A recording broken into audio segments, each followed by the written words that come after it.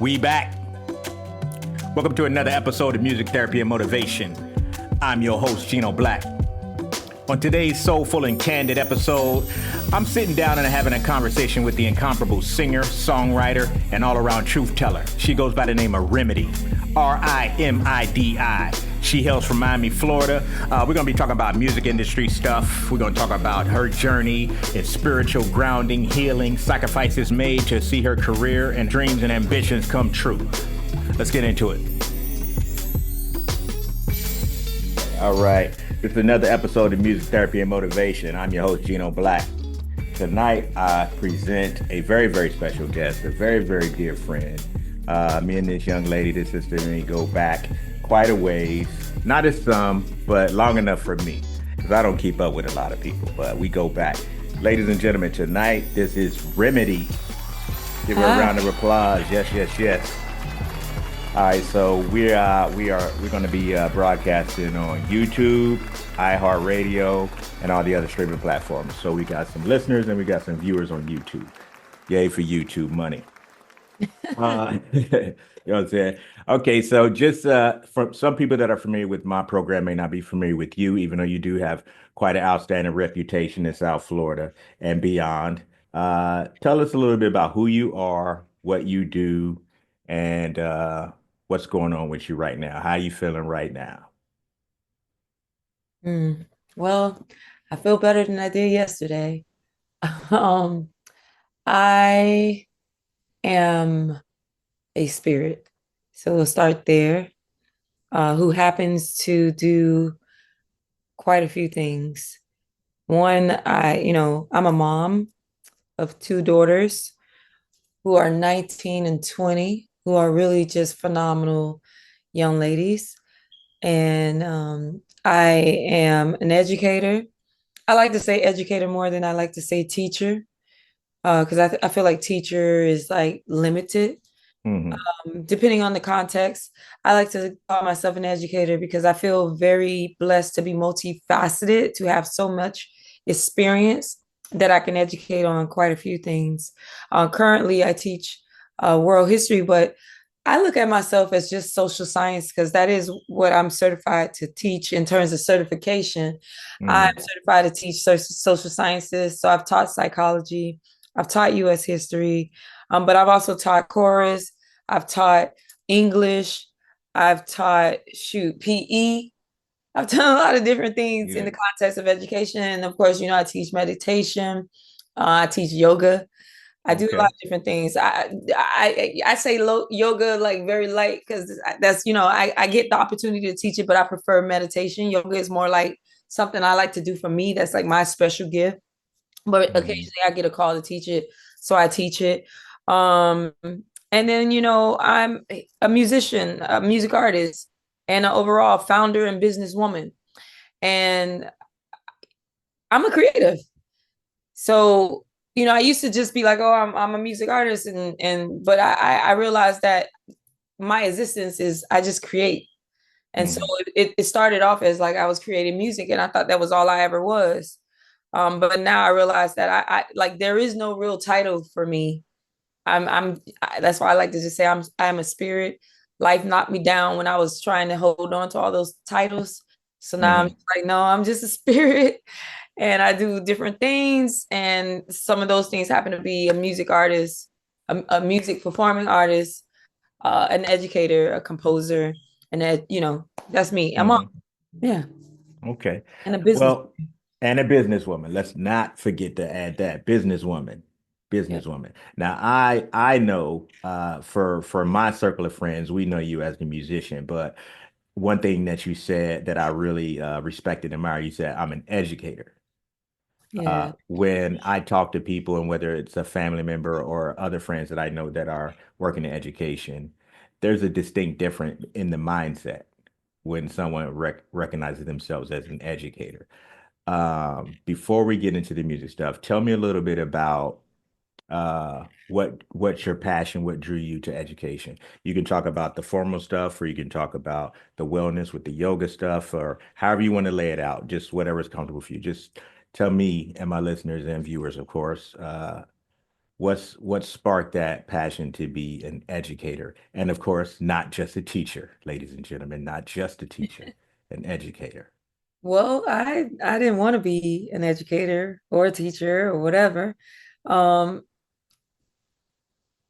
you can ultimately say that, you know how people are born in certain cultures, especially more in ancient or back in the day, you'll be born and they'll say, okay, this kid is a teacher and this kid is going to be a doctor and this Hmm. kid is going to be this. This is how I feel like I was always destined to be an educator, but I was running from that calling. I didn't want to accept that that's what I was.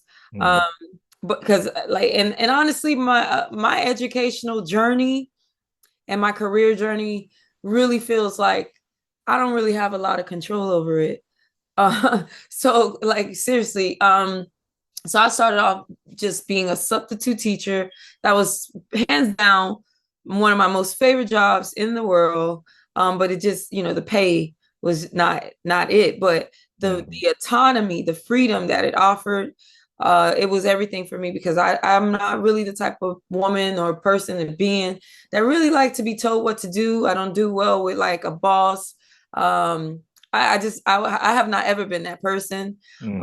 I mean, I can take orders, but it's all about how you give the order, right? Right, So, right, right, right. so I started off as a substitute teacher. It was great for me because I didn't have a boss. So if I came to this school today and I didn't like this school and you call yourself being mad at me, like one time I had a principal get upset with me. I ain't gonna go into that whole story, but she called herself being upset with me. I'm like, whatever. I ain't gotta see you no more. And that's I was like, whatever. Like, you gonna call the district, do what you gotta do. It don't matter to me. I'm gonna go to another school tomorrow. And Right. she's talking about, oh, you can't ever come to my school again. I don't ever want to come back either.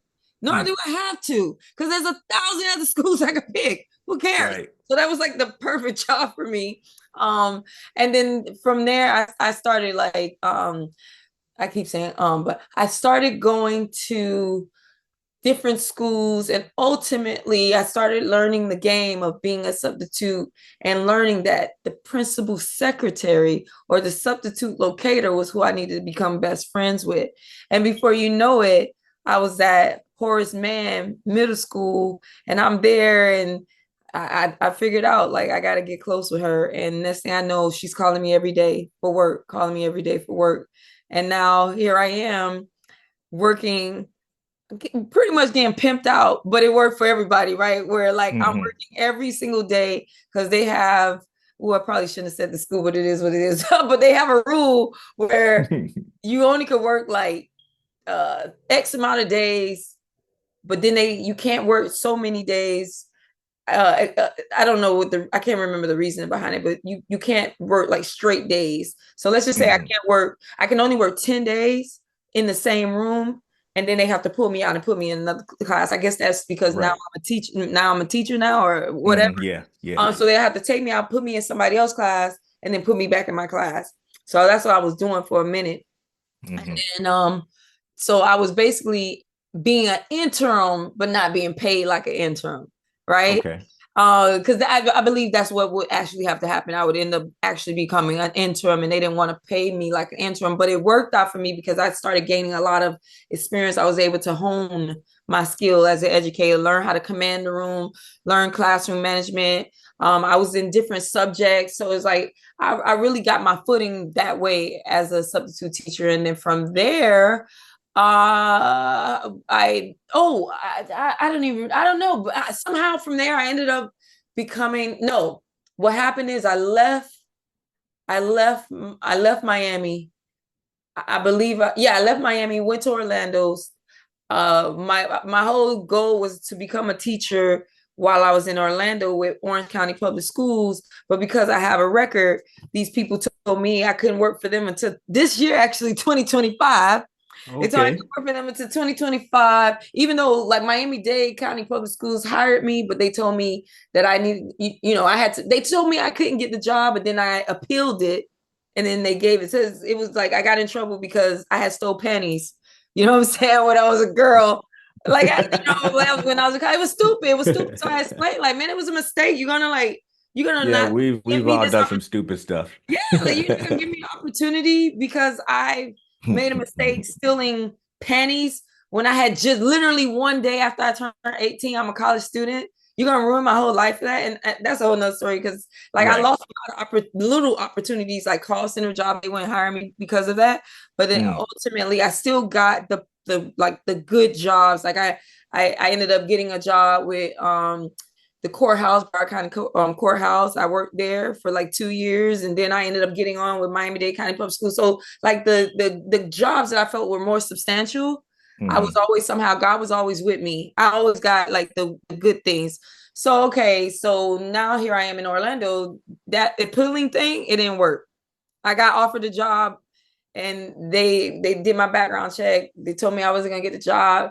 And I'm like, okay, that's cool because this happened with Miami Dade. I'm just gonna appeal. They're gonna give me my job. Nope. Right. They nope. I talked to everybody. Nope. You gotta wait till 2025 to work for us. I was like, you Damn. keep your job. I don't even want to work for you. So then I picked up a job with a private school, actually a church in Orlando. And I was a private school teacher there. And it was an elementary school. So I Mm, actually am not an elementary school kind of girl. And so, but it was cool experience. I taught second grade, fourth and fifth grade. So the first year I taught second grade, and then the second year I taught a class with fourth and fifth grade in the same class. And then I ended up coming back home. And when I came back home, I was like, no, I'm just gonna focus on my daughters because that's Orlando. That's where Orlando shifted me to like really focusing on my daughters because there's mm, nothing to do in Orlando. So that's where I started a Girl Scout troop. Like my life was completely like around my daughters. So I came back, and actually this is like the beginning of how gym culture started okay. forming. Right, gym culture. I'm the founder, and executive director of Gym Culture, GEM Culture, a youth organization for girls. We basically empower girls who power the world. But listen, by creating safe spaces for them and providing them with mentorship. And that's What where the whole thing what began. year did you start gym culture? I actually started Gym Culture in 2019. Okay. 2019. So this is actually around about 2017, 2016, 2017. So now I'm hmm back in Miami and I'm just like, yo, I just want a little part-time job. I just want to go back to subbing. I don't want no commitments. And so hmm that's what I did. I actually put my daughters in school, found a school for them. And then I spent one day just driving around trying to find a school to put my daughter, I mean, to sub that was near my daughters. So I'm going hmm to, I know how it works, right? I just need to go into school. I need to find a sub locator. I'm already in the system because I never resigned, right? I'm already in the Okay. system. Let me just go in here and see if I could become a sub. And I did that. I found a school that was literally right around the corner from where the girls were going to school, and they allowed me to sub, and then I got cool with the sub locator, and here I am now working every single day again, hmm same thing every single Okay. day. Ultimately, one day I'm out because now the word is getting around about how her classroom management is amazing, how she like Mm, it's a special gift to be able to manage a class and to hmm manage also um certain caliber of students, right? So I'm that girl because I watched my mom, who basically was a teacher at an alternative school back off the north. I'm watching hmm her running her school, running her class, and my mom was a beast. So I got to see her. My dad, my bonus dad, he basically was an educator, very stern PE teacher. He played no, so I watched him. My hmm grandmother was an educator, so I watched her. My aunt was educated, so I watched her. So it's like I had already been groomed in this, not realizing that this is what was happening, but I had been groomed in this space. So one day I'm out here teaching PE, subbing for PE, and the principal comes out with the reading coach, two reading coaches, and she goes, "You want a job?" I'm like, um, sure, right, but not Right. really. But I did, you know what I'm saying? Like, Yeah. not really, but yeah, I do, And she's like, would you be interested in teaching English, language arts? And I'm hmm like, yeah, give it to me. And next thing I know, I'm like, they doing the same thing, kind of putting me in the class, rotating me because I'm not yet certified, right? hmm So I had to rush. to get my certification so I could secure that position before somebody got that position. So I had to grind, I had to study, I had to practice so I could pass these subject areas, so I could take this, and that's what I did. And that's how like my official journey started. I did that for 2 years at that school, and then I began to realize, and while I was there though, I was really missing I was really missing Girl Scouts. Like I was really missing it. I had, when I was doing Girl Scout, I had 7 leaders and 40 girls. And I learned when I was working with Girl Scouts, like how much I loved that work because I was not getting paid. And I loved that work so much. Like I found And that's myself, funny how that works. yo, yeah, it was like that's all I was doing. Like I'm staying Yeah. up late prepping for everything. It was such a beautiful space. And okay, fast forward. One day I went to her. I'm like, hey, can I start a Girl Scout troop here? Mind you, I have been wanting to do my own thing, but I didn't know what does that look like. Right. Like how do you start your own thing? Because prior to this, I had been doing music, but not like a businesswoman. I had been doing music like an amateur. You know what I'm saying? Like it was a hobby, not realizing that there was a business, like a real business to it. And Right. so I didn't really have that concept of like, okay, this is how you start a business, and this is what you do. So Right. like it was in me, but I didn't know what to You start. just weren't there yet. I was not there yet. So Yeah. she was like, I like that idea, but I think you should start your own thing. And that was my confirmation, affirmation that what I was feeling was right. And I said, okay. And I remember I went and I said to myself, what am I going to call this thing? And I heard right then in my head, out loud, gym culture. And I was like, there you go. That's the name, because at the time I was really deep into my crystals. I was really like, just like crystal galore. Like crystals was my thing. And so it just made sense. It just made sense that that's the name that came to me. And this is why I know like a lot of, I mean, my work, everything I do, honestly, is very divine. It is very orchestrated by something much higher than me. And I just feel like a vessel, even all the way down to when I got my degrees. Like I wasn't strategically like, yeah, I want to go get a business degree. Like, no, it just always just happened. I went to go back to school to get a massage therapy license. Like Kaiser had a commercial because I had got pregnant. I left FAMU. I had just got pregnant, and I had my 2 girls now, and I'm just like, I'm not doing nothing with my life. I need to do something. I need to go back to school, and I wanted to go back to school. I called Broward College, and they, basically, how it is. Like you're supposed to start school in January, but then they also have like these accelerated spaces, but everything had already passed. So then I see a Kaiser College commercial, and it's like you could start today. So I was like, all right, I'm starting today. So I went to Kaiser, but it was like they were advertising massage therapy. And so I was like, okay, that's what I'm doing. So I went there, and the man said that the advisor or the guy who I want to say he's an advisor who sets you up to get you ready for school. Right. And he's like, you want to do massage therapy? I don't know if this man had a quota or if he just did not see that in me, or both. Right. You want to study massage therapy?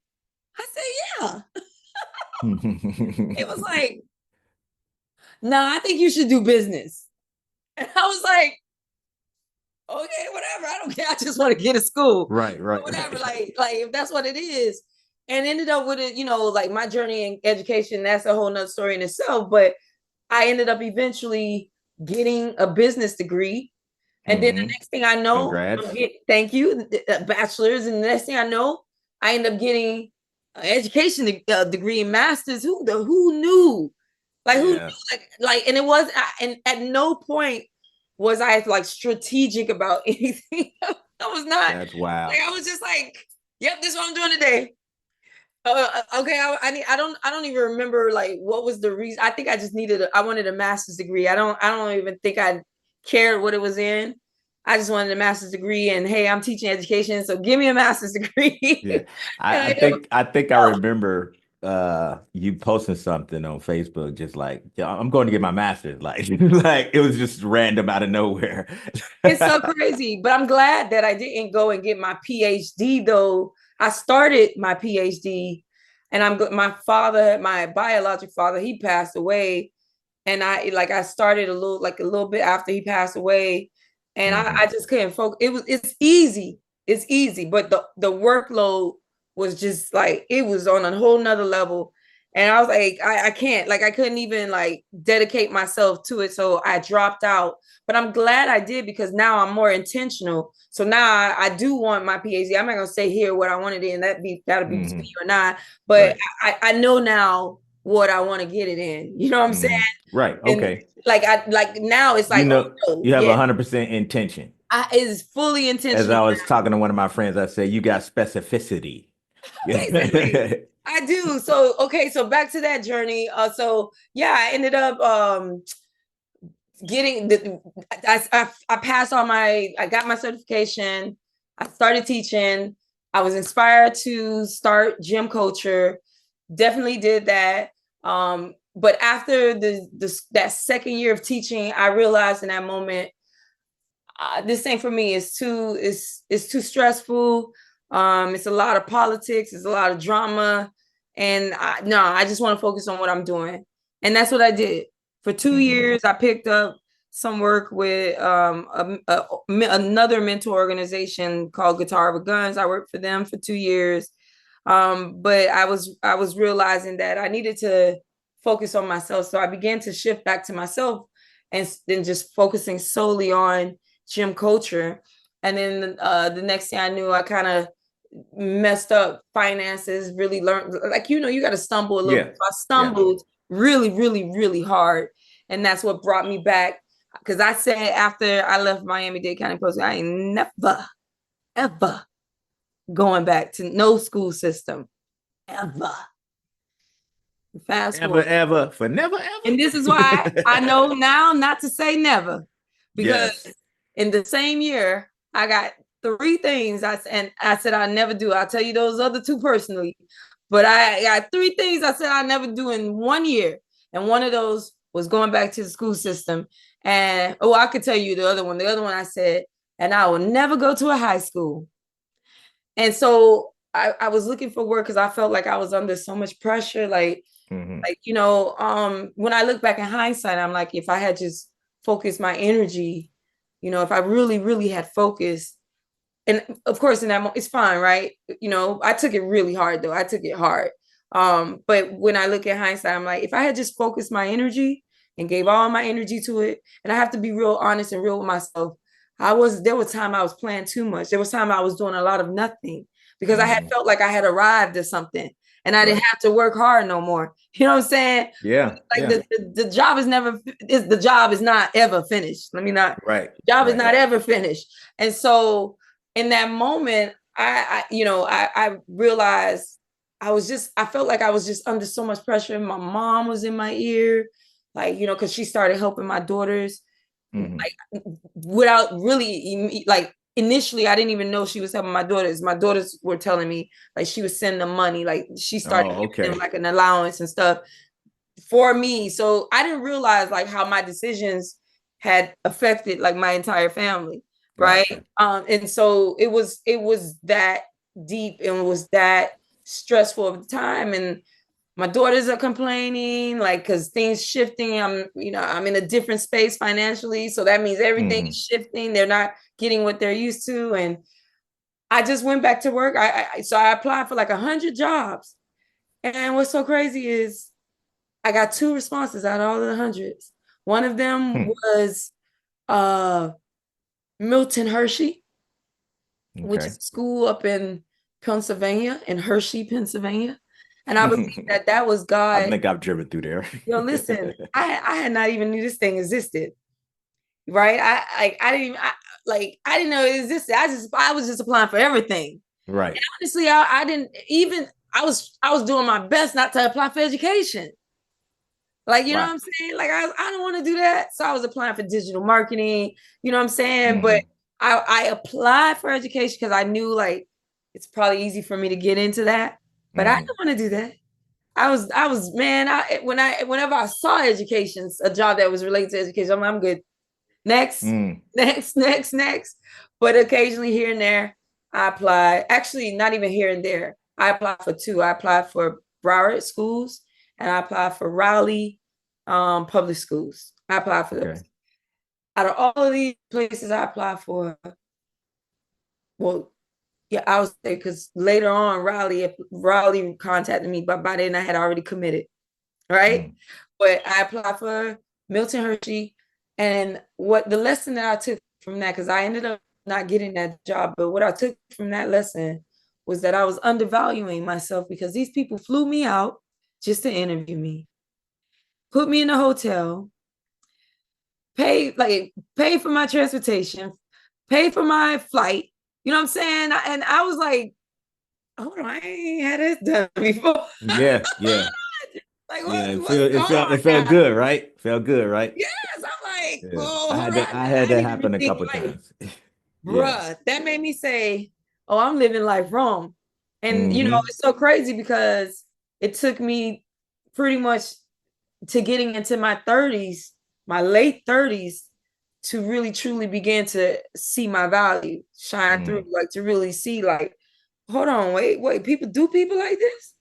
hmm. Like I hear about it, but like, You have an wait, this experience happened to up me? close and personal. Yeah. Okay. All right. So I'm rethinking my life now. And I was really, and not only that, I believe that I was supposed to see that place so I could see someone's dream manifest into what it was. These people had like Milton Hershey and his wife came from nothing. And when he first started off, his first candy store failed, like miserably failed. Mm. And look at this man now. He's no longer here, but this man has Built an empire. an empire. And not only do you Hmm. have an empire, you are able to provide housing and education for young people all over the United States. Hmm. You have homes for your employees to live. That's dope. You know what I'm saying? Like you have a whole city. You have a freaking what you call it, fair in your city. A theme Mm. park, excuse me, not even fair. A theme park in your city. God wanted me to see that. Damn, I didn't know that it was a theme park. God needed me to see that Mm. because there was points where I was getting very like I was doubting myself a lot. I Mm. told you I had just experienced an epic fail, which I had learned now in hindsight that these things are a part of the process. We just want to minimize the L's, right? Right. But Right. we're gonna As have much as L's. possible. Yeah, Yeah. we just want to minimize them as much as possible. But you there is no getting away from Nah, L's. it's I think people need to It's switch their integral. mindset from it's not an L for a loss, it's an L for learn. You Yes, I love learn. You that. have to I love learn. that. That's the L. It's a Yeah, shift in because it's a mind learning state. curve. Yeah, It's it a is. learning curve, It especially if is. you had never, these are things you have not yet been taught, right? You have not been Right. taught to budget money. You have not been taught to strategize. You know what I'm saying? Or whatever it Hmm. is that you have not yet been taught. You got to learn it some way, Right. right? You got to learn it some way. It's So, to me I've always looked at it as internal growing pains. Like people mm, understand the process of growth. Well, when you're growing and especially if you're growing fast, imagine your body just being pulled and stretched and growing. That's mm, what's happening to people's spirits and their souls and their minds. And a lot of people can't take it because they don't see it. They don't look at it at that angle. I don't think a lot of people do. mm. But I did, well, I didn't at the time. it's something to think about. Shoot, I feel like I was forced to think about it. But you know what? Like we've had these private conversations before, but just to touch on it real quick, it's like we understand it once we're on the other side of that hill, once we're Mm. on the other side of that storm. But when you're in it, it'd be some real That shit. BS. Like, yeah. Bro, let me tell you, I Yeah. already oh. Yeah, Yeah. when you're in the storms, when you're in the storm, especially I had to tell myself to really be still. Yeah. Man, I was listening to something just now. I was talking about my rising sign, the Gemini. how, because also the Gemini governs the mind, Mm-hmm. how the current energy right now is almost like it's supporting the self-sabotaging or the playing with the mind to create things that are not real, that could really take you out of being grounded, that could Right. really like take you out of your thing, and you have to really allow yourself to remain in a grounded space and to not allow your mind to get the best of you, because if you don't, it can get the best of you. But yeah, so ultimately, I found myself doing that, and I knew that's what, after it passed, I'm like, I knew almost immediately, I knew at the moment what was happening. One, like, even if I don't get Mm-hmm. this job, it was like inspiring me so much. Like, it was inspiring me so much. But the job was not going to fit. Even the lady said, as amazing as you are, because it was basically like a house mom, because they Mm-hmm. hire like these house parents to play like the parent, you know what I'm saying? Okay. And like, they need someone in the home. But the lady was like, I was desperate. But the lady, I love that she made that decision for me. They loved me. You could tell they did not want to not hire me. But it was like, but you're a mom. You know what I'm Mm-hmm. saying? Are you Yeah. sure you want to do that? Because your kids can't come here. You know what I'm saying? Right. They They let you know can't that live up in this front. house. Yeah. So are you sure and I'm like, man, listen, if this is what I gotta do right now, like, this is what I'm gonna do right now. Like, my daughters be good because I got a support system, like, they'll be good. Right. I'll fly home. Like, I thought I had this plan in my mind. I'm gonna fly home, Mm-hmm. like, listening to, like, they like every such and such, you go home. Okay, everything. That's why I'm gonna be home. You always mapped it out already. The Yeah, because they had logistics just was went off to in your head college. already done. Yeah. Yeah, because like they just went off to college. So I'm like, no, they're gonna be good. But I'm glad they did that for me. So then Mm-hmm. fast forward from there, I ended up getting another. Now I get a call a couple of months later, maybe a month or two later, I get a call from Broward Schools. And I ended up interviewing at a middle school. And I loved that middle school. I actually got the job, and I loved that middle school. And I was there for maybe, well, first of all, I started at the end of, I didn't even know you could do that. I started at the end of the school year, like the last 4 weeks of school, not even. Mm-hmm. And then began the next year. And I think I had, and that summer, I painted these really tall walls in my classroom, because they had like this big old blue wall. At least in MDCPS, they painted the classrooms in the summer every year. They don't paint the classrooms, he tells me. And I got this big old blue wall out of nowhere. And I'm like, really? I'm supposed to function in this room? Yo, give me some paint, because I'm not buying paint, but give me some paint and I'll paint my own room. Had my friend come down, help me paint, but I had to finish it up. Mm-hmm. I'm damn near about to pass out, because I had to get it finished painting by Monday. Damn. Paint my room. I think I was in this room for maybe 8 weeks, and I got notification. I got word that I had been surplus, and that they didn't budget properly. I still had a job. They didn't know exactly where I was going to go, but I still had a job. Mm-hmm. But I was in limbo for a week. I was really upset. I was really, really upset. And I was not happy at all, to the point where I was like, you could keep this job. I'm good. Like, I'm good. I don't even know why I came back. I don't even know why, why did I even do this? Like, I don't even want to do this. And so fast forward, I find out my location, and I end up at a high school, which, I just performed at that Right. Right. school. And I would not have ever done that. Right? It's 7 o'clock in the goddamn. I don't want to see nobody. I don't want to talk to nobody at 7 o'clock in the morning. It's 7 o'clock in the morning. I want to be tuning into me. I want to tune in myself. Mm-hmm. I don't even want to interact with the people in my house at 7 a.m. in the morning. You know Right. what I'm saying? I get it. So it has been like it has been such a journey. Really, like, it's been a journey. It has been a journey that has been challenging me nonstop. Just when I think, like, okay, I could breathe, it's something else, like, like, just when I feel like I could get a little bit comfortable, now I stop it. Next challenge. Some It's something else, it's it's an just been, obstacle course. it has definitely been an obstacle course, but I could go deeper into that, but that is how I got here. Okay. Yeah. From not wanting to teach to now you're an educator. Yeah, and An now I realize like, educator. and I'm grateful for this year because these last 2 years for sure, because they have really affirmed for me my love for the youth, and it has really affirmed for me the capacity in which I love working with the youth. And Mm-hmm. so even though of course there are things that I don't like, I'm focusing on what I do, and that is for sure the young people. I am here to service our future generations. That is a worthy I profession I believe so. that is quite frustrating for you.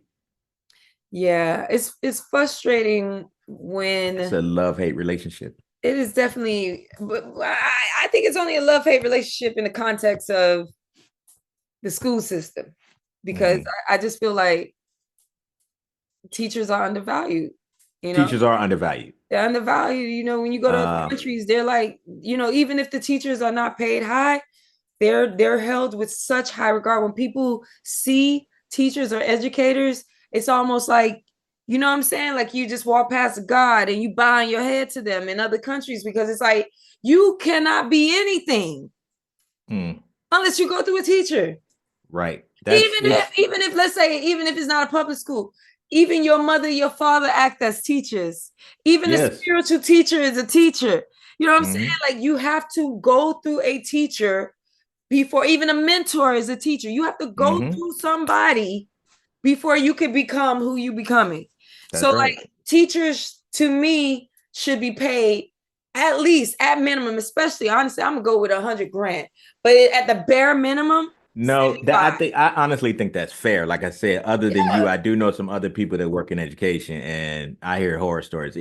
Teachers are underpaid. If there's any other underpaid, educators undervalued. that are watching this on YouTube, any listeners that are watching this on YouTube, put some in the comments about that. Let's talk about how the United States and all of its individual school districts underpay these educators that are educating our children and our grandchildren and our nieces and our The nephews, nation. the nation. They're educating the nations. We came through the school system. Those of us who paid attention. Now, if you didn't pay attention and you gave up, that's on you. But for those of us that completed it, teachers are definitely undervalued, and I think that needs to change. In any Uh, capacity. any Private yeah. school, public school, charter school, Mm-hmm. you know what I'm saying? Like professor. Mm-hmm. Yeah, I do want to say, well, first, congratulations for those achievements as far as getting your degrees and stuff in education and getting the master's. Congratulations on that. And then I do want to also say, and I mean this as a compliment, so I hope it doesn't come out the right way because I don't rehearse my shit. I'm on the fly. So hopefully you take this from the loving place that it comes from. It's a compliment. Okay. But for someone, and this is as you described it, you didn't know what you wanted to do. You was just enrolling in something. Like I'm getting in one of these fucking classes.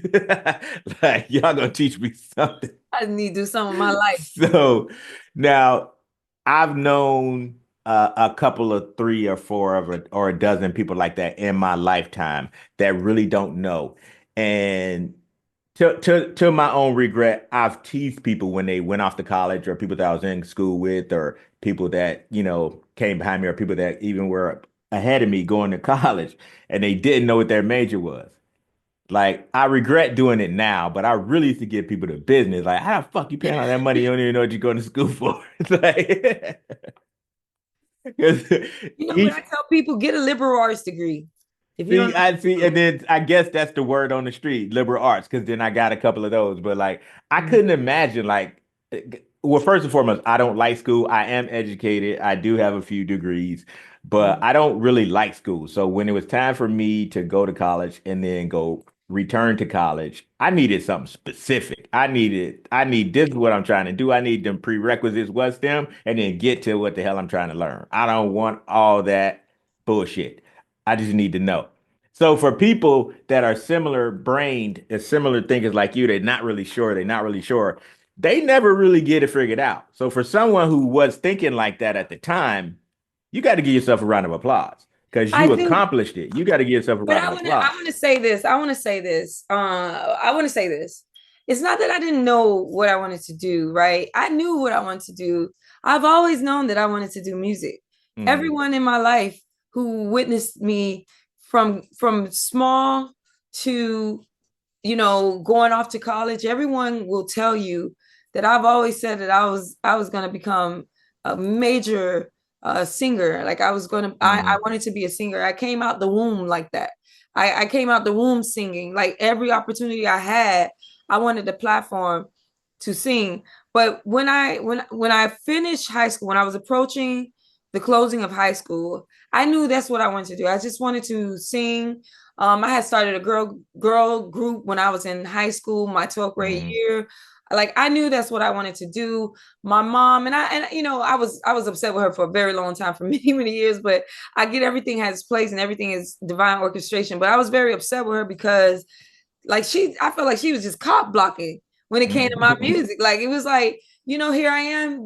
I done started this girl group. It's an amazing girl. I'm talking amazing. I have like amazing women working with me in this girl group. Teresa Chu, who like still my girl today. Rachel, I forget Rachel's last name. Rachel Williams, Marsha. I can't even think of Marsha's last name. Marsha Lubin, right? Okay. Shout out to those ladies. Yeah, and these are powerhouse women today. And like I started, and like phenomenal singers. And I started this group with them. We somehow got a manager. Mm-hmm. I don't even know who found them. We ended up having a manager, and things were like getting ready to get serious. And my mom was like, "Nope, she need to focus on school. Mm, Nope," because my mom just didn't like want me to get lost in that world of music. And right. I get it, and I'm thankful for her today, because when I look at all these things that are coming out in music, right? Yeah. I know myself, and I always said that I believe something was protecting me, keeping me Yes. from that thing, because I felt like I wanted it so bad that I might have sacrificed my own self to be able to Their have whatever integrity. Yeah. this optical Right. illusion Right. that was being presented to me. You know what I'm saying? So I'm incredibly thankful. But I knew what I wanted to do, and when it was time for me to get ready to go off to college, I was like, my mom was like, I want you to go to HBCU. I want you to go to FAM, or I want you to go to Tuskegee, where I went. And I'm like, Mm, I don't want to go to FAM because I don't want to see these same people no more. I knew mm. that. I was Yeah. confident about that. In Yeah. 12th grade, 17 years old, I knew I don't want to see these people no more. I don't want to see them. Like I'm done. I don't want to continue this. Like I'm ready for, and I'm still the same way today. Like no, I don't. I need to see new people. I need Yeah. I need to be in new spaces. I'm the Like same I've done exact that. way. Check I'm mark, the same way. bucket list done. New environment, and I knew Yeah. that then. But I said, if I do go to college, it has to be Berklee College of Music. That's the only Right. college I want to go to. But I was so afraid to go that far because I was such a mama's girl. And I Mm, just needed to hear my mom say, go. But and it's okay. I want to make it clear. Yes, I was upset with her. Yes, I felt like that's what she was supposed to say. But mm-hmm. today, I'm thankful for her guiding me the way she guided me. And even though it might have felt like a very long journey, Mm-hmm. it did wonders for me. It opened a lot of doors for me, even with all the resistance. But I just wanted to hear her say, "You can go," but she Mm-hmm. never said it, and I was not at the time. I was not empowered enough or brave enough to go that far. Like even once I went to FAMU and going with my friends one time on a trip to Atlanta, and like I want to live here. Mm-hmm. Like I'm gonna leave school and I'm gonna move here. I was still too scared. I was still too scared to like go out into the world without my mom or without like So something. was the Berkeley thing, was that not done because your mother said no, or was it I think I not done blame it on because her. yeah, what's the I think thought in that moment? I Like, think I was there blamed resentment it on your on her. part? You blamed it on her? Yeah, I think I blamed it on her, but I think it really was like because the person I am today, I think I blame it on her because I was not brave enough to just say nope. This is Mm-hmm. what I'm doing, and you just need to support it whether you like it or not. What would right? have happened had you did that? I mean, I would have won. Who knows? I would have had a very different life. You would have gone without her blessing? But I don't think I would have gone without her blessing. That's what I'm saying. I don't think Gotcha. I wouldn't. My mom's word meant so much to me. Hmm. My mom is amazing. My mom is brilliant. You know what I'm saying? Like, so Shout out to her. yeah, shout out to my mom. So I needed her to tell me that it was okay what I was doing. Gotcha. I needed her to say, You need her to like her loving approval, her yeah, to validate the like choice. like you're making the right choice. Mm, Go and do it. And because and but most importantly, I was afraid. I was hmm afraid. Like I had not. I think when you go deep into my subconscious, maybe it's not that I needed her to say it, it's just that maybe it was like she's not gonna be with me, but her yes is my subconscious support. hmm You know what I'm saying? That she's with me, even though I'm like far away from her or some. I don't know. I just remember me making like me saying to myself like I need her to say yes for me to do that. What are you thinking? Um, I'm trying to figure out how to word this question. Um, so at in that moment, at that time, obviously your mind has not evolved to what it is now. The way that you're speaking about it now, you have full accountability for how you behave then. I'm Mhm. just curious to how actually did you behave then? Did you get like throw a fit with your mom or do any of I that always teenage do girl it. stuff? So I want to hear that story. I mean, like I always, I can't really remember, like, but I know that I'm one to throw fits, like, so yeah, Because I have three daughters. I already okay. raised two of them. I know about the teenage years. So I want to hear that just a quick story So version of that you need to hear story. that from my mom. You need to have an interview with Okay. my mom. All right. Like I do that, that. that would be the one you do. I think she would have a better perspective of it. You know what I'm saying? But I know that I was Hmm. one to throw fits. I know that I was one to say what was on my mind. I have always been that Hmm. girl of like, this how I feel. I don't like it. I don't like that. I don't like Okay. this. So I like so I'm it pretty went a little sure bit like that a little bit. it Okay. might have, but I think, yeah, I'm pretty sure I probably had a fit about it because yes, now that it come to me, I was mad that I had to Hmm. go to FAMU. But you know what? You want me to go to FAMU? I'm tired of you anyway. So I left in the summer. So I left in the Angry. fall. Left I was angry. like, I don't feel like dealing with this no more. Like whatever, I'm gonna go. But I think the summer was the only time I actually paid attention in school. Because when I started, like when the fall started coming, I wasn't a bad student as terms of my academics. I just stopped going to class because Mm. I started getting introduced to different people who had their own studio. So instead of going to okay, class, studio, Music was calling. Yeah. yeah, I'm going to Yeah. the studio. And then Yeah. like I remember like going to my music classes at FAMU, and I remember saying like I've been there, done that. Like I had just did this in college. I mean, in high school. I was in the magnet program in high school. Every year I was singing in the choir. I don't want to Hmm. do that. I don't want to do that anymore. I did that. In fact, Right. I perfected Been that. there, done that. Been Yeah. there. That's me. That's my Yeah. motto. I've been Yeah. there. So I remember being in like I love FAMU. I do want to shout FAMU out, but I was just like, nope.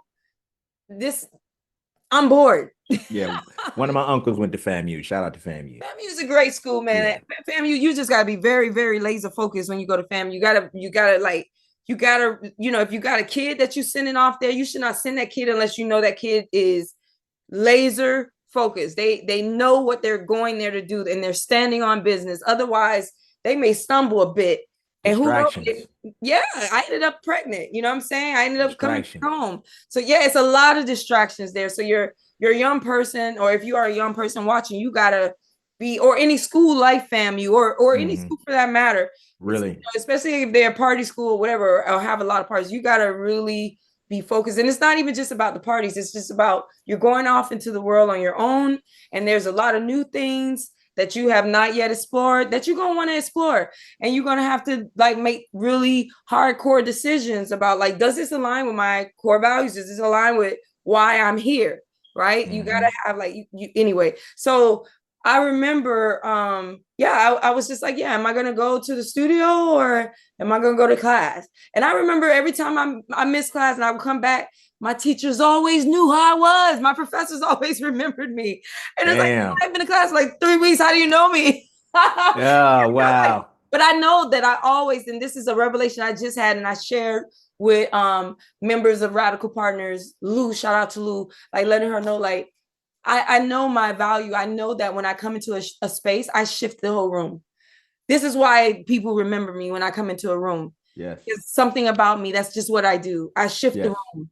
You know what I'm saying? When I open my mouth to speak, I add value to the space. You know what I'm saying? I've been this person all the time, but I am just now really owning up, like, this is who I am. But I just want to say, to go back to like where I was going, was like, I knew what I wanted to do. It's just that I think sometimes, because it's for the young people who are listening, who feel like you don't know what you want to do. You do know what you want to do. It's just a lot of times we have a lot of people telling us what we should do. You know what I'm Speak saying? about You it. have people Yep. telling you what, like all of these different things, but we come here knowing what we want to do. You know what I'm saying? But we as the adults, we got to start listening to what our young people are saying, because they know what they want to do. Some of them, you know, you do have your occasional people who don't know, but for the most part, the ones who seem like they don't know, they do. It's just that they have people saying, well, nope, you need to do this because that's what I did. Okay. I know that Okay. works. Now that's a fresh perspective. So to me, that sounds like just indecision, Why would you call it indecision though? because you know what you want to do, but you're being swayed by other people's opinions and other people's suggestions of It's what you not even should be that you're being doing. swayed. Like, So for you're not making any decision. it's not that you made a decision, but like, for instance, No, you I made decisions. I'm talking about the folks that never completed the mission. what You folks, made what it's folks just folks that were the same mind state where you said something like and I'm paraphrasing, you said, I really didn't know what I wanted. I just know I wanted to be in class. A lot of times people class? that I ain't want to be in class. when you were trying to enroll in the school, Oh, when I when went you to were Kaiser. yeah, when you went to Kaiser. A Okay. lot of people that do that, they're like impulsive people. They don't know what they want to do and they just wash out and then never finish. What I'm Oh, saying is, I was talking about the contrast between you doing that and you being in that state of mind at that time, but you saw it through to completion. Most people that see it that way at the time never finish anything. but when I So that was first, just giving you props for finishing it, even though okay. you were But in that. remember though, I was referring to when I first started. Kaiser Right, was after I had children and I had right. no choice but to get my life in order, right? But before I had, and to be honest, and I don't like that word children, my daughters really to me were the ones who came to bring me purpose, to really like, I can see it. yeah, they're the ones who like brought order. Because honestly, I was a nomad. Like, I knew in spirit, I'm still a Hmm. nomad, right? Like, Yeah, when my daughters get older and older, I'm gonna go back to nomad style, because right. that's what I like. I like to. That's what I like. I like to travel. I I like to see understand new it. places. I like to see new people. I like to go out into the wilderness, out to nature. Like, I like being alone. Like, that's who I am. But what I'm referring specifically to is that time where you're in high school and you're getting ready to go off to college. Like, for instance, a lot of my students who are Haitian, their Hmm. parents are always pushing them into becoming a nurse, right? They're Hmm. always pushing them in that direction. Meanwhile, they might want to be an artist, but Hmm. that don't make sense to a Haitian parent. Like, that Right. don't make no sense. How you gonna make money? If I have anything to do with your educational experience or these next little 5 years in between college and you graduate from excuse me, between you graduated from high school and college, oh, you gonna go, you know what I'm saying? Oh, you're gonna go to college and become a nurse. That's Right. what you're gonna be doing. And it's Hmm. like, even though at the end of the day, my mama kind of pulled one of those moves, right? Even though later on we thank them, it's great. But imagine just allowing that kid to take that journey. This is why I like homeschooling. Because Hmm. if you homeschool your kid, you can recognize immediately what your kid is here to do, what your Their young purpose. person, your heir, what their purpose is, and you can begin honing it at such Right. a young age. So they shouldn't be taking all these unnecessary classes. Yeah, okay, Right. let's make sure they have their core because they're important. The English, the math, the science, the social science, these things are important. But Hmm. all this other stuff, even in fact, why are they taking calculus if they about to be a freaking artist? They don't Right. need that. You're wasting their time. They could be Hmm. focused on, like, you know what I'm saying, music theory. They could Yeah. be focused on lines and the theory behind lines, whatever that is, Hmm. drawing and whatever, like you know what I'm saying, or they're scientists. They should be focusing more on the sciences and the math, Yeah. Yeah. right? Instead of like having them uh do this creative writing class unless that's what they want to do. Yeah. Because I noticed like a lot of my students who are um science and math driven, they don't usually like the math, the reading and the Right. social That's science. yeah, that's how it was when I grew up. The kids that were great at the reading aspect were poor in math and vice versa. Mm-hmm. I guess I was kind of that way too. I was more of the communicative and the reading and the writing. Me And too. I wasn't horrible at math, but I struggled with math more so than the other side of things. Yeah, And but I, and why? I I Mm-hmm. agree with you in terms of like what these kids should be learning. That's kind of how I felt when I went back to college. It's like I don't want all that unnecessary stuff. I'm going out for this. Like I got my second degree in digital design and marketing. I Mm-hmm. need this. I don't need nothing else. I need just this. So I went and did an accelerated program at Full Sail. Is So smart. boom, like I got done with my bachelor's in 2.5 years. Boom. Yeah, because I Done. already did that. I already Yeah. did it. Yeah. Like, why am I doing this again? Exactly. Like I finished that. Exactly. You know, I should, if I'm doing it again, it's because now I'm in college, I'm in a higher level. It Hmm. it aligns with this higher level that I'm in. Hmm. Why am I taking math again so I could potentially fail? And now I got to take it three times. The third time I take it, you tripling my cost to take it. Right. Like, Yeah, it's like unless you're in school this is just my opinion. I'm not an expert on any of this shit, but this is just my opinion. If you're in school for anything, you want to be a banker, you want to be in finance, yeah, get them numbers. You need to learn all that stuff if you're going to be working with numbers. You need calculus and additional mathematics if you're going to be working in any science field where it has exactly. to do with engineering and stuff. But if you're Mhm. an artist, if you're a creative, those classes, they kind of just bum the kid out. You can see a kid bored to death Oh my even when he's a God. kid, forcing them to do that stuff. And yes, I agree with you. The core, the essential stuff, everybody needs to learn and master that. But a lot of the classes I think were redundant and a This lot is of experiences that I've personally had.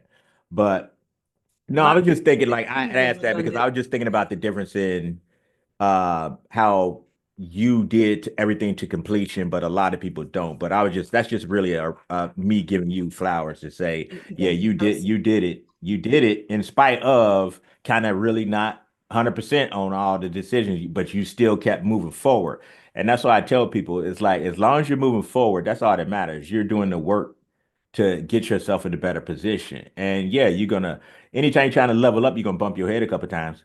So Hmm. it happens. But let's talk about since you did mention the creative aspect of who you are. Let's make a mild shift into that. So Okay. thanks for sharing that educational piece. I think a lot of people can learn from that, and I think hopefully it sparks some conversations with some people in talking about their own education and or their kids' education. But as far as music though, all right. Now I remember because I've been to, in my memories museum. I I remember seeing you perform. What was the name of that damn place? Metro, some shit. Metro. No, no, Metro. I don't know. It's been turned over a few times since then. But anyway, saw you perform. And just like everybody else in the audience, blown away, blown away. I can't remember who else was on the bill that night. Maybe Fuda was on the bill. Shout out to Fuda Kochi. Shout out to Uh, but yeah, so I experienced sort of like this is just my words. I know you're gonna correct me. Everything that I say that's not completely in line with your handlers gave me this sheet of what questions to ask and not to ask. No, I'm just playing. So to me it was like an experience just watching you do your thing and nothing fancy, nothing flashy, just the energy in the room. Like you said a few moments ago, when you come in the room, you shift the room. And I felt just like a natural, uh, like you said, I guess, like you said at the top of this conversation, like a natural spirit.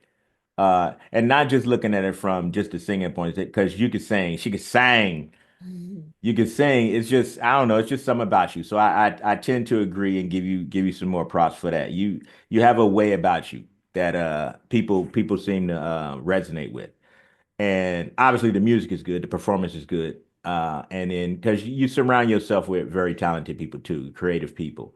Um, talk about your beginnings down in Miami as an entertainer. Like, tell us a little bit about you. How did it happen? Did you hit the stage first? Were you recording demos first? Because you're a hell of a performer. You really put a lot into it. You give a lot to the audience out of yourself when you perform. So what how did it all begin? That's Remedy as a public icon.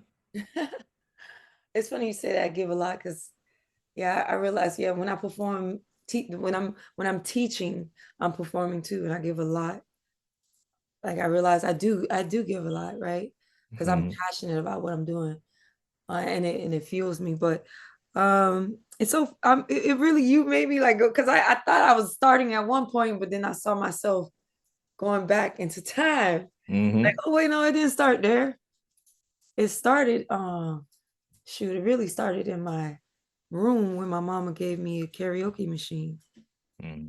and I started like that's when I realized like I've been a producer since I am a producer because my Right. mom gave me my karaoke machine and it had two sides, like the two cassettes. Hmm. Yeah, yeah, yeah, yeah. And I don't know how my mind was able to figure out that if I play my music on one side and then record on the other, I could have it record what was happening over here. Like And then, multi-tracking, yeah. yeah, then I I used to could do the be same thing with my double cassette I don't boombox. know. Yeah, I don't know where that came from because nobody told yeah, me that. right. I just learned and then I started making my first albums or yeah, my Just first layering from tape to tape. yeah, Yeah. layering tape to tapes. And I started making my first albums then. And it's like, okay. Then from there, um, fast forward all the way, I told you, let's go back to college. My mom, before even college, my mom would like when she was at her school and they would have faculty meetings. Hey, any chance I got the floor and there was a mic, I want to sing. Mm. And so I was singing. And that was like my first initial performances in elementary. I began to perform. Anytime you gave me the opportunity, a floor, a talent show, Rimidi was signed up. Like I was Mm. there, but I wasn't Rimidi then. I was just Shawnette. And I signed up, you know. And then fast forward to college, I left and went to Tallahassee. And this is the first thing that came in my head because when I started recording, I actually was very afraid to perform. Like I was so terrified to perform in front of people. Hmm. I fell in love with the studio. The studio was my first love. Like, when I was young, I don't know what happened, maybe I lost confidence somewhere, because and also performing in high school on my own, started my own gospel choir, performing with the girls. But somewhere in there, I don't know, I lost confidence. I got a little scared and now I'm working a lot in the studio and the studio became like my love. And then I remember one time when I was in Tallahassee, I had the opportunity to perform. I was so scared. I drank to like overcome my fear, and I fell. Hmm. I fell off the stage. Damn. So Damn. thank God the audience were so good to me. They, nobody laughed at me. They were very concerned. But in my mind, I'm like, yo, this is embarrassing, and this could have went really south. To like ruin my career before it even Yeah. started because that was like my first real like performance as Remedy. Hmm. You know what I'm Okay. saying? Like it was like, oh my God. And so I that was funny. In that moment, I realized I won't ever forget that because that was the moment I said there's no drinking while you're performing. No drinking. No drink. Ultimately, I decided drinking is not my thing, period. But I was like, there's no drinking. You gotta overcome this. And I had to learn how to be in front of people without Mm-hmm. any type of influence. Right, I right, had to right. I had to learn how to embody the fullness of myself. Mm-hmm. And so that's what I started doing. I just started performing, and I that's just where it began. Like that's where it began. And then I came back home, and that desire to perform, it did not leave. In fact, the hunger was growing. And now I'm like, okay, where do I perform? I'm pregnant now too, by the way. Mm. You know what I'm saying? And I'm just like, I need to perform. And so people like Ingrid B, that was like one of my first performance opportunity, Alexander Proctor, Larry Dog. These were the Mm-hmm. first people here in Miami who gave me the opportunity to perform. And watching them, I started realizing like, oh, I don't gotta wait for them. I don't gotta wait for the opportunity for them. Right. Like I could do my own thing. And so Mm-hmm. that's what I started doing. I just started doing my own thing. I started putting my own shows together because I just didn't want to wait for nobody to give me a platform no more. So I Mm-hmm. started creating my own platforms. But this was also because like I always been this person. When I was in high school, and me and the teacher at the time, my course teacher, we didn't see eye to eye. And I felt Mm-hmm. like sometimes she was blocking me of opportunities. And so it's like, okay, that's where I learned, like, oh, you gonna block my opportunity? All right, let me find another way. And so I started a gospel choir. You know what I'm saying? I started a gospel choir because you're not gonna stop me from singing. You're not Right, gonna right. stop my floor. And so, that's where that leader in me. I always was a leader. Like I started the girl group. Like I always been a leader. Like when I wanted something, I'm gonna go When get it. I I'm gonna figure out yeah, how to get it. I don't care if you say I yeah, can't get it from you. Cool. I'll go get it over here. In fact, I'll get it from within. I'll make it come to life. And I'm so the that's same what I way. started doing. Yeah, that's what I started doing. And ultimately I ended up meeting you and still collaborating with other venue or promoters who Mm-hmm. offer me the floor while still simultaneously creating a floor for when I'm hungry, I'm ready to perform, and I ain't Mm-hmm. nobody giving me opportunity, then let me create another opportunity. And that's how Yeah. this whole thing became. Making things happen instead of waiting Yeah. for things to happen. Yeah. Proactive, super proactive. Very Yeah, pro. well, you did one of your events down in, I think it was Hollywood. Hollywood. Shit, what was the name of that spot? Are you, Man, it Hollywood? was so long ago. I'm so long ago. It Oh was in yeah. Hollywood. But what was I did some Carlos had a venue. I can't think of the name of his venue. But everybody call him Los. I haven't seen him in a while, but I know he has another venue now. And he had Tempo Lounge. Are you talking about? Yes, yes, Tempo yes, yes, Lounge, yes, yeah. yes, yes. He had two different Tempo Lounge. I don't know what his new venue called. Now I actually Mm-hmm. need to reach out to him, but he also had, yeah, I did shows with him. Um, Mm-hmm. I actually worked with him a little bit, and then he allowed me to create my own situation there Mm. too. So, I remember this particular time, and I can't even put a year on it. I honestly don't remember yeah, the me. year, but Way back. Oh my so God. I know some people used to be getting like gears and stuff from people. I cannot remember this year, but just really quickly, it was very interesting to me, and I was like, she a hustler because something was going on, but somebody wasn't doing their job. I don't remember who wasn't doing their job, but somebody wasn't doing their job. And you just came out. You were supposed to perform. I mean, you did perform, but you're supposed to be, backstage per se. This plot didn't have a backstage, but you're in your area before the performance. But something was going on, and you just came out and you just started handling it yourself. And something technical was going on. You come out and you just start handling it and getting stuff in order, like a mama coming home and cleaning up after the kids. Yeah. And My then you younger go self back is something else. and then you immediately come right back on stage and start performing. I'm like, whoa, whoa, Yeah. give us a couple minutes. Because I be trying to tell my you was band. determined on starting on time, but something wasn't right. And you came out there and fixed it before you went on. I'm like, man, somebody else could have did that. It just was so it was hilarious, man, but it was so awkward. But I never forget it because I was like, she a hustler. She don't give a shit. Like she Yo, don't. I be trying to tell, hey Gino, I be trying to tell the band they don't even know. Like they got a nicer version of me. Because I didn't Yeah. play the radio. Even Fuda Fuda is a nicer version today too. Like a Yeah. more, not Yeah. nicer, but a more kinder version. No, I Because know what you I mean. cut you off real quick. Like what you do? Bye. Yeah. You didn't learn the song. Yeah. Goodbye. You was going off on somebody. I was new around that scene, so I didn't really know everybody, but I was cracking up. I'm like, damn, she a hustler. She about her business. She like, ain't nobody gonna do it. I'm gonna do it, and I'm gonna still get on stage and kill this shit. Yeah, I was something else. I am something else. Yes, you are. Yes, you are. So at that point, you starting to perform live. That's crazy. It's I don't even remember what year it was when we met. But anyway, it was some time ago. But you were getting your footing in the scene. Your name was going around town. You were buzzing. You're working on a couple projects. At that point, I think you had already done a couple of features on some different records. I think Basic Vocab, Mm-hmm. Slim Thug, Mm-hmm. and it was some other stuff that I seen out there. And then you were working on some new music at that time. So you're out there, you're hustling and you're bustling. And you had daughters then, right? When we Yeah. met, you had both daughters, right? Yeah, actually, yeah, because Okay. my when my real music journey started, Hmm. remember I was pregnant.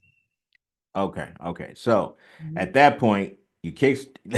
It's like it's funny when you about to start a new venture and you get serious about it. Something like tries to knock you back a little bit. So you're doing all that and you're doing all that at the same time. And you're writing music, you're composing music, you're producing music. You also start putting together your own shows and your own festival, and you're kind of like doing everything. Mhm. And that, I see me, I'm used to it, but like I don't never see that out of a woman. Like generally, I'm like, I don't give a fuck if none of y'all show up. I'm this shit getting done. I don't give a shit. But say for you, that's a strong quality to have. I wonder at that time if you can recall, what was your headspace like? Trying Like, to balance everything.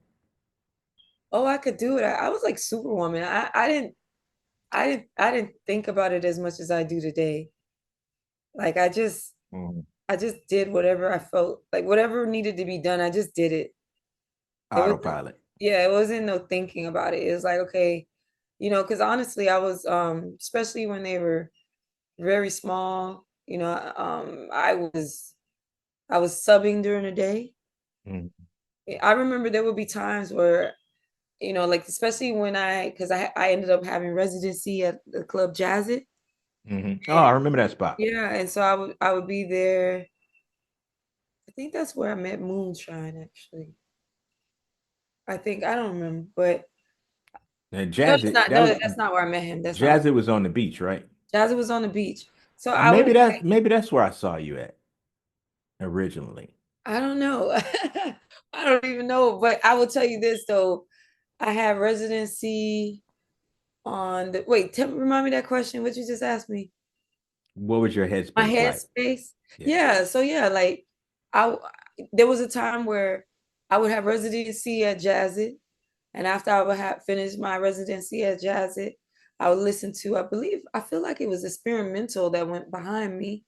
And then I would go over, I believe I was opening for experimental, but I Hmm. could be wrong. And then I would leave there, I would go over with uh self-born and all them uh Hmm. and oh what's my Johnny Red. I love Johnny Red. His energy is so amazing. And I would go over there with them and like I would be there until it was closed 4 a.m. and Hmm. then I would go to the school and then I would tell the security guard when lunchtime came, listen, I'm going to sleep. Can you wake me up in 30 minutes? Don't let me miss my class. You know what I'm saying? Like, you know what I'm saying? They'll knock on the window, wake me. That's like people don't understand what it's like Yeah, in South Florida for an artist, boy. man, It's around the clock. it was definitely around the clock. And then, Yeah. you know what I'm saying? And then I'm going home. I don't know who like maybe they were with my mom because they were only with people like only like a handful Hmm. less than of people that I trusted that they would go to while I did my shows, and I would go and pick them up, take them to school, go to work, take that break during lunchtime, go to sleep. Then when I was done, I would go to school. You know what I'm saying? And then do it Hmm. over and over and over again. You know Yeah. what I'm saying? Rinse and Like that was repeat. my life. That was my life. And so there I don't think I ever had a moment of like second guessing what I was doing. You was just in go mode. I was in go mode. I had a vision. I'm glad that you asked me about it. I needed to be reminded of this. I had a vision and I just went for it. And I don't think I ever thought I don't think I ever doubted anything that I was doing. That I just see, yeah, I just saw it and then it was like it's going I gotta do what I gotta do to make it happen. And that's what I we are a kindred spirits, sister. Kindred did. spirits. Because that's how I am too. And I try I ask you that because I can't explain it to people. You Wow. know, one of my cousins jokingly referred to me a couple of times as the Terminator. Not I like love just it. like I'm a robot, like I'm just in go mode. Like he will not stop until the mission is complete. And it's funny, like I've always been that way. And seeing like the way that you describe yourself is like I feel that because that's how I am. I never even doubted anything. I'm all right, I'm gonna get it done. Like no matter what was the obstacle, I'm going over it, I'm going under it, I'm going around it, I'm going through it. It just there's no doubt. So it's interesting that you think that way. I guess that's probably why we get along. Because Hey, you can you not say never, please? oh yeah, that's right. We on the never. That's right. You said we on the not Take that never thing say back. never. Yeah, bro. Never say never. Unless Take you it want back. it to happen. Nah, nah, nah, nah. Okay. We ain't gonna do that. We ain't All gonna do right, that. bet. But yeah, Yeah, so go ahead, go ahead. no, I was saying I agree with what you were just saying. Yeah, That's why I'm alone. it's interesting to think that way because I don't know. I've met very few people that think that way, or Mm, however those words go together when I ain't mixing them up like that. I've only met like less than four people that think like that. Now you're like probably four or five. mm. It's it's a it's a weird state of mind for people that don't understand, but it's you just getting it done. I don't care. Like I really don't care. Like it's going down because that's what my mind is set on. So you're goal oriented beyond the shadow of a doubt. So what was your take on trying to break into the music business? Like you had mentioned earlier, like at one point you're glad that you had that protection and covering not to be exposed to something in the state of mind that you were in because you just wanted it so bad. So you did, and by the way, that is coverage right there because knowing that, like, because I sometimes do that. I think about, man, if I would have got this opportunity at that time, I would have screwed that up, and it would have been bad for everybody because I'm really reflecting on the state of mind that I was in. Not that I could go back and change anything, but what was your plan? Did you have a plan for music specifically? Or were you just trying to meet as many people as possible or connect, network, or just create as much as possible? I didn't have a plan. I just had a vision, Hmm. and I just had a vision. And when you first posed this question, the first thing that came to my mind is that, you know, I think I had a veil over my eyes, so like different people just seemed like they were like so, I don't know, special or something, Hmm. as you call them, quote unquote, gatekeepers or whoever. And so I feel like maybe perhaps I was just wanting these gatekeepers to take notice. So I think maybe if anything, I wanted to I just wanted my career to take off and I just wanted whoever could make it Hmm. happen. And I also feel like I was very ego driven too during that time. Hmm. So um I was just I just had a vision of just becoming like this mega star who was in the same world of these very special people, Hmm.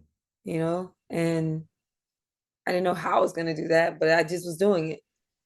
And I actually was doing it. Like I was creating a You were book. doing it. You I were. was doing it. Like people were like everybody knew who I was, even whether you gave credit to it or not, whether you Mhm. want to say it out loud or not, you knew who I was. I know because people would tell me who knew Yeah. me. You know what I'm saying? So Yeah. like Yeah. it No was doubt. like I knew that I was making a mark. But God saw differently. I had personal things happening in my life that Mm. pulled me away from the scene. And when I ended up coming back, relocating back, it was like a whole new scene. It was like, who Mm. is Rimidi? People forget, yo. I don't know who that is. Like, what?